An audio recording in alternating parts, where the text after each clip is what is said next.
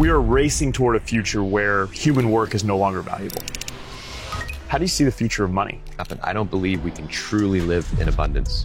AI is giving engineers the ability to test more models, more outcomes, more outputs, and so they can get to market far faster, and they can bring robotics and these complex technologies to market far faster. So I see this as the golden era of when the promise of technology making our lives better actually comes to fruition thanks to AI.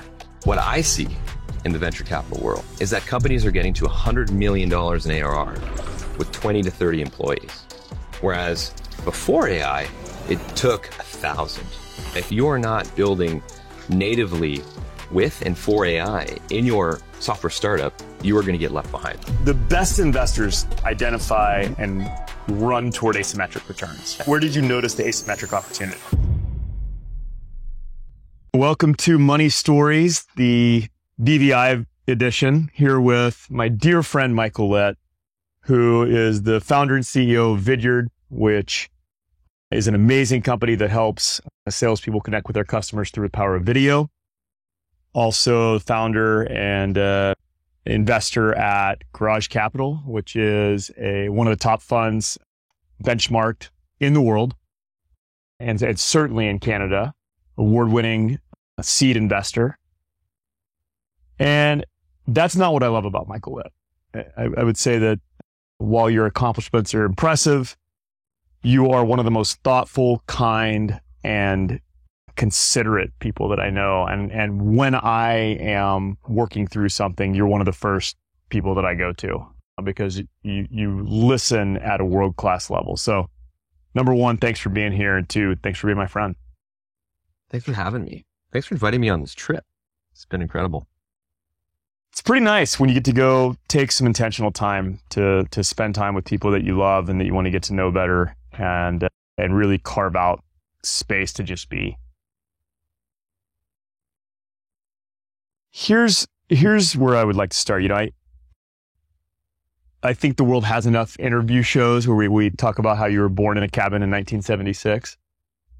But take me to a pivotal moment that really was an inflection point for you on the path of entrepreneurship. So many. I think one of the most prescient in this moment probably be 2008. I was an intern at Cypress Semiconductor in Silicon Valley. I was a product manager on a very specific chipset. It's now an obsolete technology. But a day came when my manager said, "Hey, Mike, stay home, work from home tomorrow."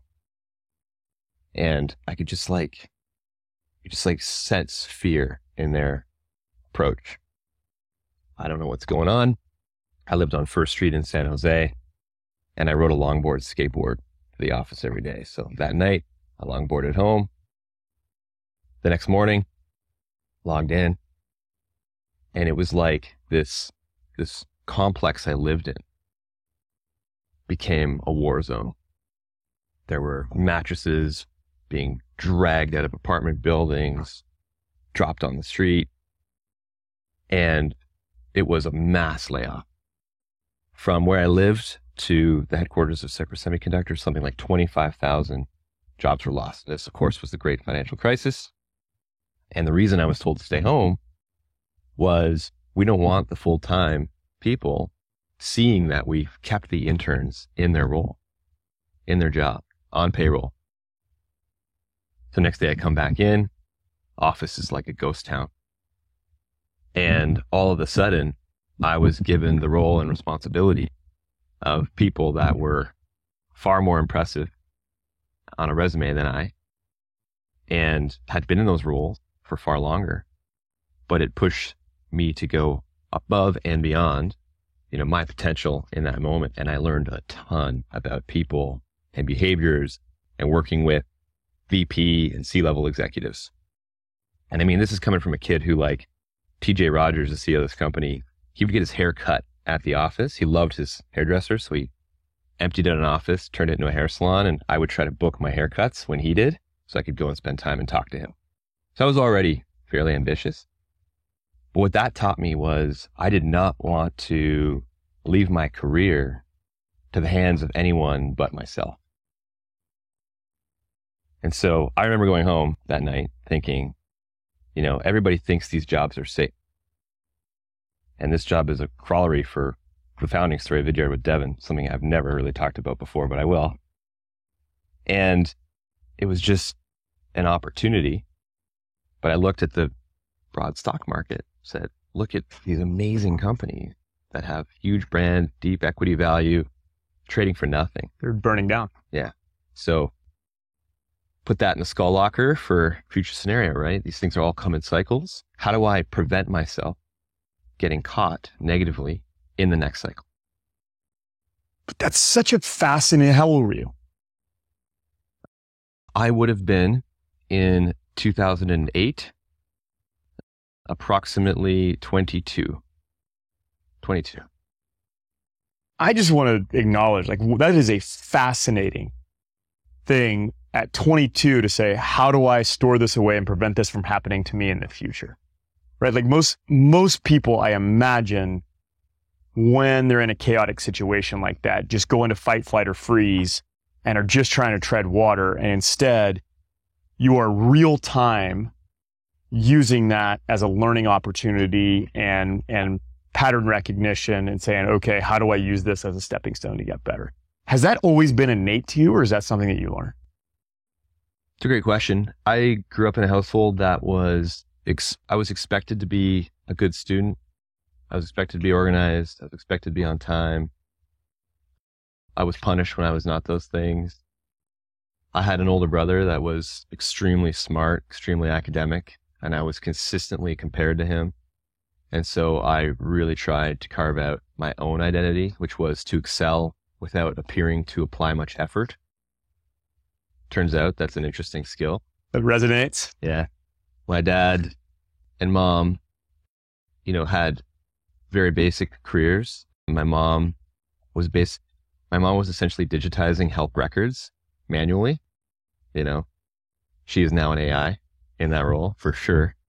My dad was fixing, essentially, he was a line worker for a local utilities company, became an electrician when many people did, many men took that job, and there wasn't enough work. And so when my brother was born, he was taking a bus 4 hours each way, 2:00 in the morning, to essentially wire the Bruce Peninsula nuclear power plant. And so when my brother and I were very young, we would misbehave. He would take us to factories, say, hey, if you don't do your homework, this is the type of job you might get. I remember going to Snyder's Meats factory, and in the bathroom, there were no walls around the toilets to prevent employees from doing drugs. And that was scary. I like pooping in peace and privacy. That was very scary for an 8-year-old. It's a luxury that we don't consider until it's taken away. Exactly. Yes. Thank you. And when he was doing work on the University of Waterloo Douglas Wright Engineering Building, he would take my brother and I there and said, you know what? This is a place where I could see you coming. His bosses were engineers, and he wanted us to become engineers as well. Wow. There's a lot of thoughtfulness on my parents' behalf. Yeah. And I think it's a hallmark for a lot of high achievers is that they have parents who are hard on them. That's a theme I hear a lot in these interviews and the work that I do. And the reality is it's a great trauma to have. It helps you get there, but there's also pain associated with that. So a lot of times kids will reject that teaching and kind of go the opposite way or use it as fuel. So it sounds like you were incredibly motivated by not wanting to poop in public, which is a great motivator. Then there's this 2008 financial crisis right at the beginning of your career. How does that lead to your founding story? Yeah, great question. So, combination of inputs all throughout my life talked about how my parents behaved. They had rich friends. right? And always awesome to spend time at their house in their life. And they were very generous with their time, their belongings. They'd borrow a cottage. And I started to develop a penchant for wanting those aspects in my future. And doing the, simple calculus of like, can I get this on $100,000 a year salary? Probably not. So what do I got to do? So really great friend of mine from undergrad, Devin Galloway. Real quick backstory. I meet him in an ice cream eating competition. As you found out last night, I love ice cream. We basically are paired up, random two, go to a room, make a big, beautiful ice cream sundae. Most beautiful sundae wins. And the catch is fastest one to eat it wins. So we got this monster, sprinkles, chocolate sauce, just way overboard. They give me a spoon and they say, your job is to feed the ice cream as fast as you can to Devin. But the catch is he's got to put his arms behind his back. You slide your arms under his armpits and then you use the spoon to feed him. And I'm thinking like, there's got to be a way to hack this. And Devin over shoulders, like, go as fast as you can. I keep up. So 3, 2, 1, I toss the spoon, 2 hands into the bowl, boom, just force feed him the ice cream. And he took it. No questions asked. And so I'm like, I love this man and we're going to do amazing things together. This is it. Yeah. So through undergrad, we day traded. We were just like fascinated with this idea of making money and figuring out how we can multiply our efforts and learn from each other and expand our time. And he helped me get a job in software product management at BlackBerry, which, totally changed my trajectory. And so he was the one when I was like, I'm going to start a business. This is an engineer trained by accountants who's brilliant and I get along with. I step left, he steps right. Like we've got this great pairing. We're going to do something amazing together. And so from that moment, we just hashed out ideas. And the beautiful thing about the Waterloo engineering program is every 4 months, you do co-op, school, co-op, school, co-op, school. And so you see the way businesses work. You see the weaknesses that businesses have. You're trained to solve them academically. And if you have even an ounce of creativity, all you see by the time you're in your 3rd, 4th year is opportunity. As long as academia hasn't beaten that out of you. And the attrition rate on these programs is incredibly high, like 50% out of our classroom. But Devin and I both made it. And we knew we could do something incredible together. The idea for Vidyard started very lifestyle-y. Like the two of us making $300K a year in a business, that'd be great. That'd be awesome. Buy a condo, big screen TV, maybe a Volkswagen GTI. Life will be good. Of course, once you get into that, you learn, you see. And again, being opportunistic and being trained to be opportunistic is how we saw the opportunity to go bigger, farther, faster. When did you know? When did you know this was a company built for scale? When a roommate of mine in undergrad, his name was Eric Mijakowski. So after the 2008 financial crisis, my brother and I are thinking, we're paying rent. Is there a way that we can use that rent to pay for a house? Canada evaded the crisis, but borrowing rates dropped dramatically. Overnight prime was 1.6%. We were able to get a mortgage at prime minus 1%. And I was able to get that mortgage on a promissory note from BlackBerry that they would hire me full time upon graduation at a salary of $85,000 per year. My brother had already graduated. So we bought this house, subprime, 0 down, loaded our friends into it and didn't pay rent and built equity in this house. That was the beginning of my brother's path as a mega real estate developer. He's building 2,000 housing units this year, just to give you perspective on that. I want to interrupt for just 1 second and double click on, the more people I talk to, leverage becomes such an important part of the story. Yes. And essentially what I'm hearing right now is that there's this inflection point where you applied leverage. You had essentially free money and you took a calculated risk, but really an asymmetric risk opportunity. Yeah. Right? Like the risk of failure at this particular, buying this house and not being able to pay rent was very low. Yeah. The spread, we built a spreadsheet right? Two very unemotional engineers, happen to be brothers, not the easiest thing at all times, but the maths. Like this makes a lot of sense. We can do this. The best investors identify and run toward asymmetric returns. And just witnessing you and knowing you, that's a skill that you continue. So yeah, back to the story, to Vidyard scaling. Yes. Where did you notice the asymmetric opportunity? Yeah. So finish the strip of the house. We got this house of entrepreneurs. Eric Mijikovsky, brilliant engineer, same program, year ahead. He's got this idea about building the smartwatch, right? This is before any smartwatch existed, right? We're in Waterloo. First smartwatch he builds is a BlackBerry smartwatch, because BlackBerry is literally 200 meters from the house headquarters. He goes on, gets funded by this program in Silicon Valley I'd never even heard of, called Y Combinator. Kind of a big deal. My biggest frustration with that whole thing is he basically broke his lease, and we let him. So I'm no longer getting $500 a month from Eric. He goes on to build the Android smartwatch known as Pebble.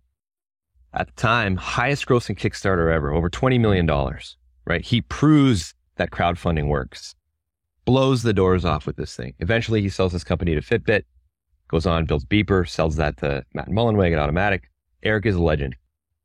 He sends me an email and says, Mike, you gotta come to YC. You gotta apply to YC. We're working on this Redwoods Media thing. We're making videos for companies.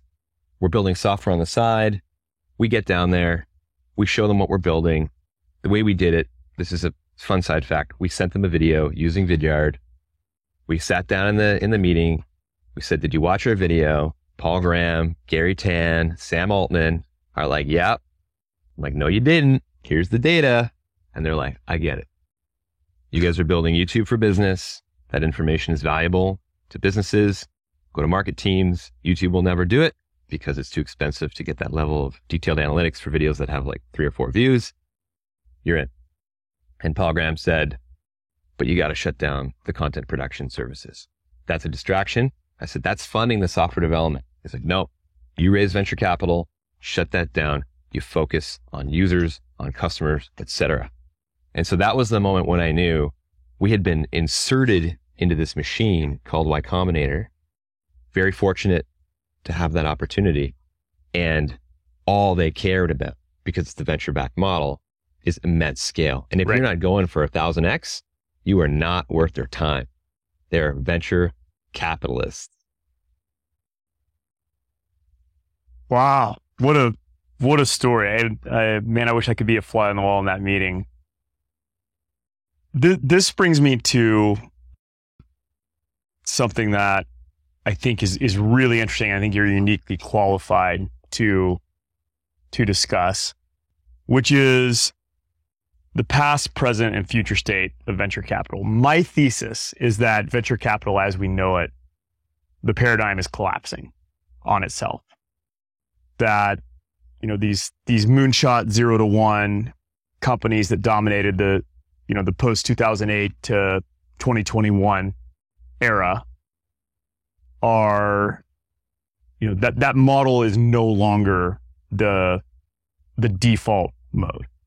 Now with AI and new leverageable technologies, the venture capital landscape is going to change. How do you see that happening?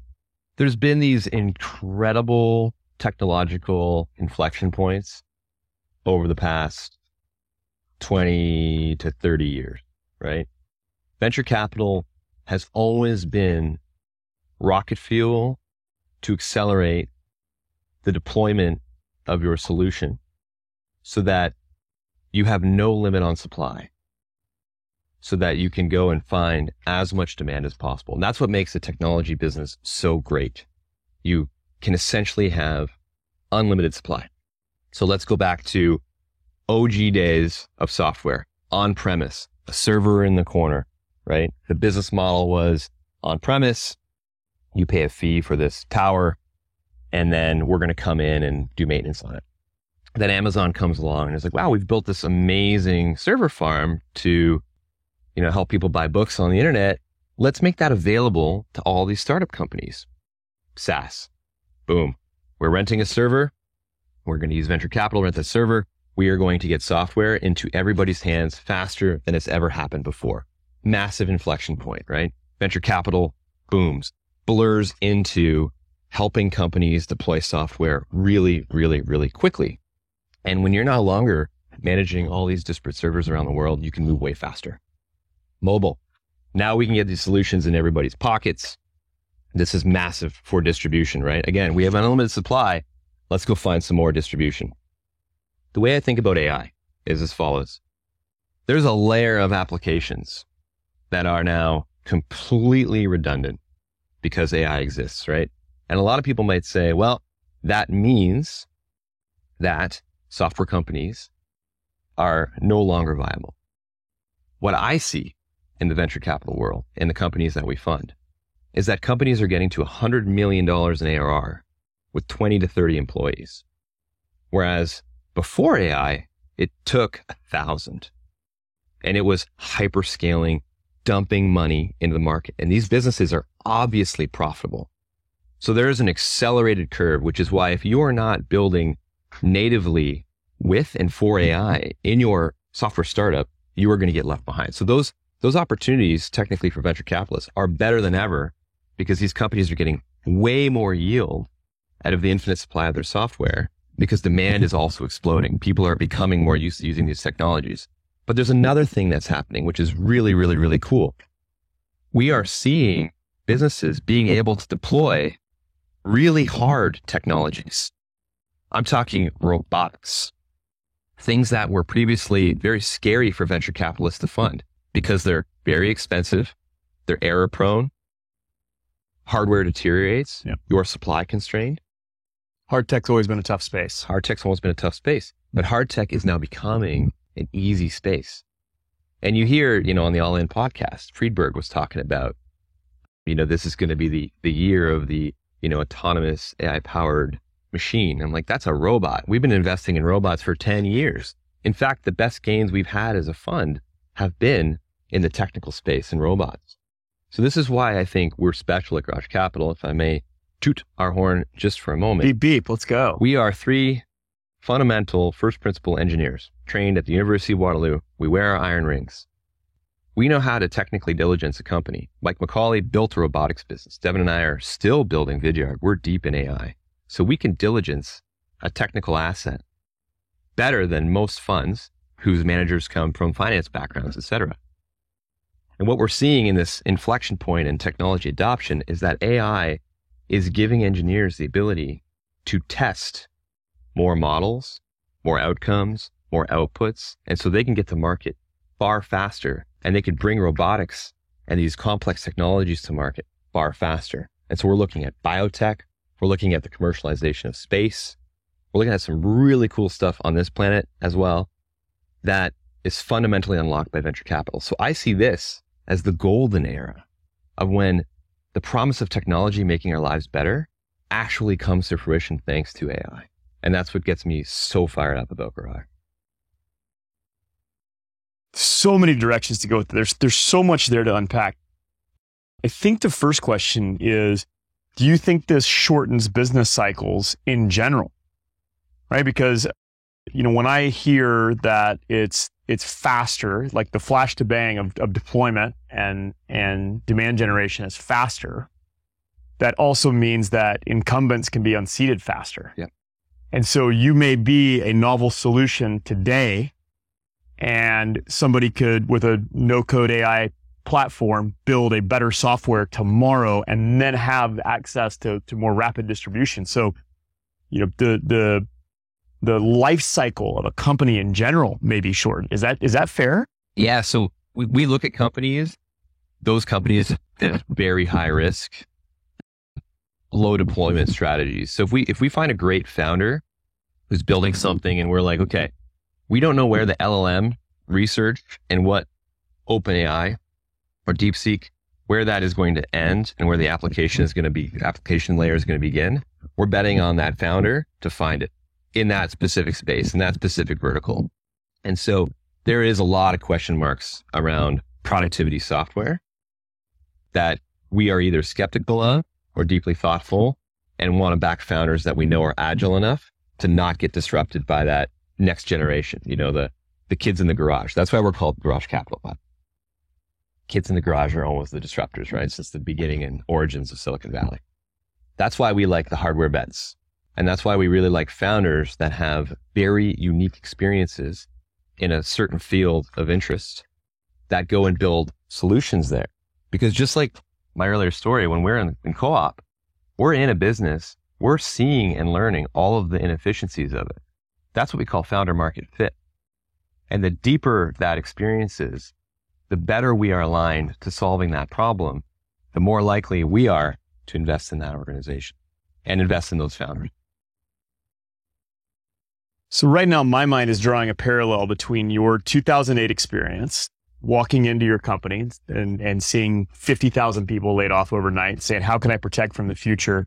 How are you thinking about that now? Let's start from a founder lens, and then let's answer the question from an investor lens. So as a founder, how do I play in this new paradigm? Yeah, I mean, it's interesting, right? Because there is a lot of momentum behind the way things used to be done. And you've got executives that are trained for 20 years on playbooks that, as far as I'm concerned, are either obsolete or becoming obsolete, like as we speak. And so this is like a really important distinction because startups have never been full of those executives. They've always been, a couple buddies from an undergrad program getting together to build a solution, to build their company in their garage based on their view of the world. And they're going to take the shortest path to the outcome. Whereas this trained executive with this playbook that's, dusty, 20 years old, they don't even remember how that playbook got designed from first principles. So in this moment, right, we see enterprises floundering. So as a founder who sells software to the enterprise, we closed a deal a couple of weeks ago, contract value $750,000. That was funded through headcount budget, not from IT budget. So enterprises are trying to react because what they're worried about, and they should be, is these startups, these 10 to 20 people that are AI native, that are using agents instead of people to complete tasks, where these enterprises have these massive bands of people. And Klarna talks about this, unverified, I don't know if it's true, but when they have somebody leave a team, right, to get out of this, to disrupt themselves, to get out of this way of how things used to be done, they ask that team to go automate that person's role using AI.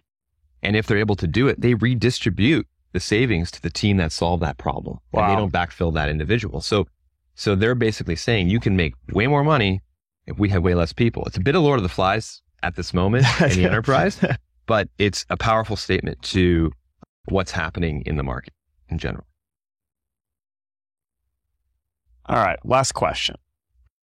And this is getting a little bit futurist, but I would love how you think about, this show is called Money Stories. What is the future of money? Like if we are racing toward a future where, abundance is the default state, right? Where we can automate most work with machines and technology, where we can, have abundant food production. I mean, we are racing toward a future where human work is no longer valuable.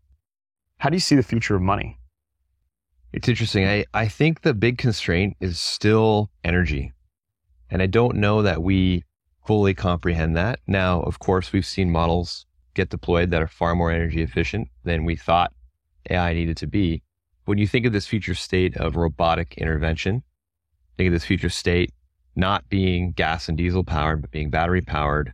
We're limited by the technologies in batteries. We haven't cracked the code on solid state. We haven't cracked the code on nuclear fusion. Until those things happen, I don't believe we can truly live in abundance. And so that's why we look at investments in micronuclear reactors that are looking to have distributed energy supply so that difficult locations, let's say civilizations on other planets or in the middle of Saudi Arabia, have access to clean, sustainable energy so that they can start stepping ourselves towards that. But again, when you do the math, it doesn't QED as of yet. Now, 100 years, maybe 20 years, maybe. It's really about solving this energy problem in order to unlock that true state of abundance. Michael, I could ask you 1,000 more questions, but this has been fascinating, illuminating. I really appreciate you taking the time. I really appreciate the opportunity to get to spend time with you and just learn from you. And man, thanks for being on. Feelings mutual, Michael Brown. Thank you. Cheers, brother. Cheers, buddy.